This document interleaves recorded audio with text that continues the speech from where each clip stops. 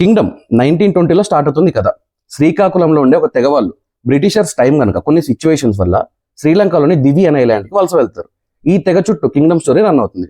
ఇంకా డీటెయిల్ రివ్యూలోకి వెళ్లే ముందు ఈ వీడియోని లైక్ చేసి ఛానల్ని సబ్స్క్రైబ్ చేసుకోండి. కింగ్డమ్ అనేది 90s బ్యాక్డ్రాప్లో జరిగే కథ. అన్న కోసం తమ్ముడు ఎంత రిస్క్ చేశాడు, ఎండింగ్కి మూవీ ఎలాంటి టర్న్స్ తీసుకుంది, ఇదంతా మూవీలో చూడాలి. సూరి కానిస్టేబుల్ జాబ్ చేస్తుంటాడు. సూరి వాళ్ళ అన్న కోసం చిన్నప్పటి నుంచి వెతుకుతూ ఉంటాడు. ఒకరోజు శివ ఉన్న ప్లేస్ తెలుస్తుంది సూరికి, కానీ దానికోసం ఒక స్పైగా మారాల్సి వస్తుంది సూరి.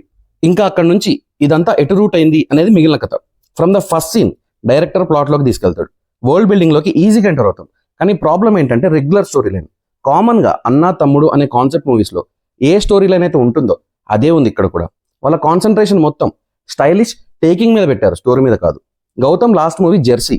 మనం జెర్సీని ఓన్ చేసుకోవడానికి reason characterisations and emotions.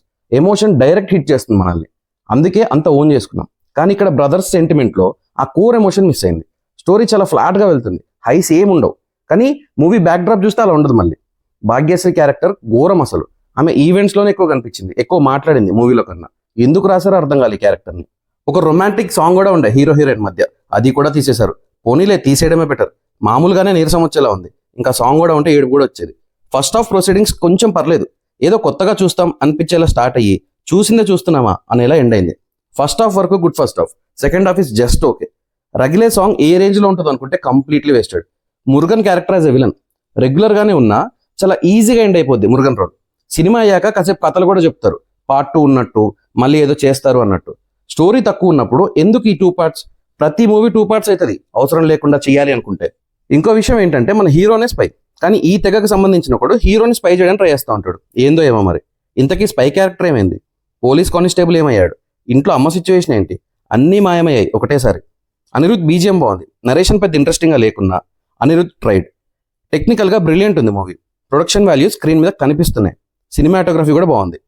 And actors విషయానికి వస్తే విజయ్ వాజ్ ఓకే, ఇచ్చిన క్యారెక్టర్లో బాగానే చేశారు. స్క్రీన్ ప్రెజెన్స్ బాగుంది. Satyadev was decent. Murugan character చేసిన Venkatesh did good job. Screen మీద ఏదైనా ఒక క్యారెక్టర్ బెటర్గా యాక్ట్ చేస్తుంది అంటే అది డెఫినెట్గా వెంకటేష్. భాగ్యశ్రీ సపోర్టింగ్ ఆర్టిస్ట్గా చేశారు. మెయిన్గా యాక్ట్ చేసే స్క్రీన్ టైం లేదు పాపం. Rest is okay.